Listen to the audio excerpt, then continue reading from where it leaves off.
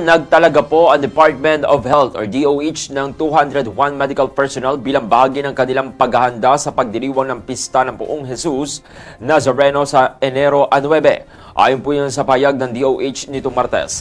Bukod sa deployment ng mga medical personnel, naglagay rin po ang DOH ng mga health station sa kabaan po ng ruta ng traslasyon at nagtalaga ng mga nakaantabay na ambulansya upang mabilis na makaresponde sa mga posibleng insidente.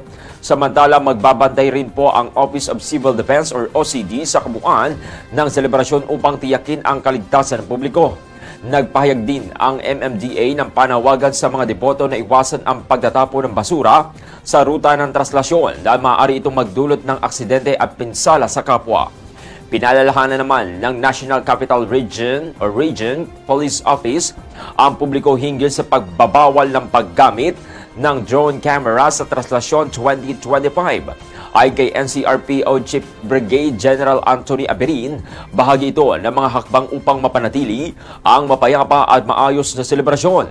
Ang Traslasyon ng Poong Jesus Nazareno ay isa sa pinakamalaking reliyosong kaganapan sa bansa. Dinadaluhan po ng milyong-milyong deboto mula sa iba't ibang panig ng bansa. Good morning.